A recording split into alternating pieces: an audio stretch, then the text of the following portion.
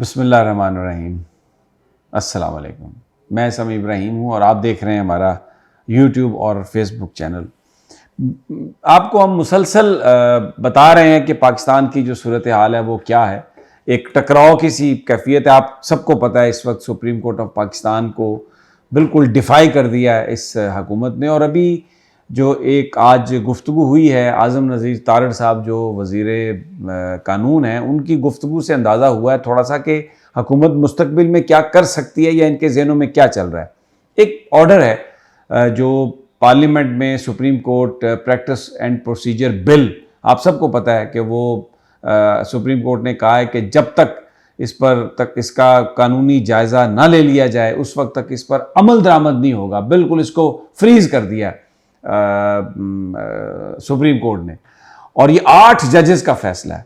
Total इस वक्त जो स्ट्रेंथ है 15 जजेस हैं, यानी अगर फुल कोर्ट भी बैठा हो तो 8 का फैसला, मतलब ये है कि ये फुल कोर्ट में भी अक्सरियती फैसला यही होगा। उस पर आज़म नज़ीर तारड़ साहब कह रहे हैं जी कि ये 20 तारीख को ये बिल बन जाएगा। ये जो supreme court practice and procedure bill है ये कानून बन जाएगा। और जो हमें लग रहा है जो गुफ्तगू से उनकी कि हुकूमत इंतज़ार यही कर रही है, ये जो 3, 4, 5 दिन अब रह गए हैं 20 तारीख तक कि ये हम सुप्रीम कोर्ट के जो अहकामात है उसको डिफ़ाई करेंगे और कहेंगे कि ये बिल बन गया। क्योंकि ये फुल कोर्ट नहीं बैठी तो ये बिल बन गया। और उसके बाद फिर जैसे एक कोशिश हो सकती है, ये मैं बिल्कुल ये आपके सामने ये बात रख रहा हूँ कि जिस तरह सजाद अली शाह साहब को निकालने के लिए कोयटा बेंच और पेशावर बेंच और उनके फैसले आए थे, तो यहाँ पर भी कोई कोशिश इस तरह की कोई प्लानिंग हो सकती है कि ये जो, हालांकि सुप्रीम कोर्ट कह चुका है कि ये इस पर अमल दरामद नहीं हो सकता, वजारत कानून को पाबंद कर चुका है और 2 मई इसकी तारीख है, लेकिन हुकूमत के जो अज़ाइम हैं वो कन्फ्रंट्रेशन के हैं। आज स्टेट बैंक ऑफ पाकिस्तान ने जिन्होंने जब इन चैम्बर समाअत हुई थी तो ये कहा था कि अगर सुप्रीम कोर्ट हमें ऑर्डर कर दे तो बस ये काफ़ी ऑर्डर है, हम पैसे दे देंगे इलेक्शन कमीशन को। अदालत जो वक्त है वो ख़त्म हो गया और इलेक्शन कमीशन के पास पैसे नहीं आए। जो सुप्रीम कोर्ट के अहकामात हैं उनकी जो डिसओबीडियंस है, उनकी जो हुक्म अदूली है वो हो चुकी है, पैसे नहीं आए। और आज स्टेट बैंक ऑफ पाकिस्तान ने ये कहा फाइनेंस की कायमा कमेटी में कि जी हम रकम हमने मुख्तस कर दी है, लेकिन उसका जो रिलीज़ है वो काबीना या कौमी असम्बली कर सकती है। काबीना ने वो कौमी असम्बली में डाल दिया। तो ये जो सूरत हाल है, ये इसमें जो गवर्नमेंट है वो पार्लियामेंट का नाम लेके, पार्लियामेंट की बालादस्ती का नाम लेके एक झूठा इशू बना के हमलावर है इस वक्त सुप्रीम कोर्ट ऑफ पाकिस्तान पर। और जो जिस तरीके की गुफ्तगू हो रही है वो बड़ी, ऐसा लगता है कि इसमें कोई आने वाले वक्त में कोई बेहतरी की गुंजाइश नहीं है। हाँ, अब देखना ये है, नज़रें सारी इस बात पर हैं कि कल supreme court of Pakistan 3 member bench जो है, क्योंकि ये पिछले ऑर्डर में ये दर्ज है कि कल वो इस मामले को देखेंगे, कंप्लायंस के मामले को। तो अब कल क्या करते हैं, अगर कल कोई ऑर्डर नहीं आता तो इसका मतलब ये है कि फिर इस वक्त जो है सूरत हाल में आपको बता रहा हूँ कि सुप्रीम कोर्ट ऑफ पाकिस्तान के जो अहकामात हैं उनको कोई किसी तरह से भी ये हुकूमत पजीराई देने के लिए तैयार नहीं है।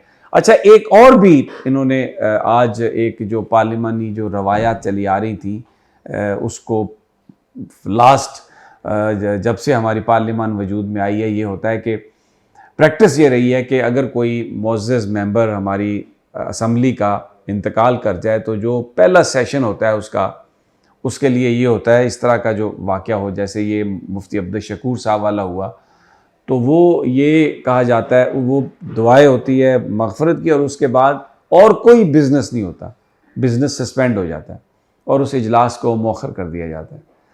नेक्स्ट जो इजलास होता है फिर उसमें सारा बिज़नेस एजेंडा लिया जाता है। लेकिन यहाँ पर एक वज़ीर साहब जो थे उनकी एक्सीडेंट में उनका इंतकाल हुआ, मुफ्ती अब्दुल शकूर साहब का। लेकिन आज जो सारा दूसरा जो एजेंडा है जो हुकूमत करना चाह रही है उसको इन्होंने टेकअप किया। तो ये भी एक जो पार्लिमानी जो एक रवायत है उसका इन्होंने मामला जो है वो बिल्कुल उसको तब्दील कर दिया है। सिर्फ हालांकि कोरम भी पूरा नहीं होता, मेंबरान भी पूरे नहीं आते, लेकिन वो ये सब कुछ करते हैं।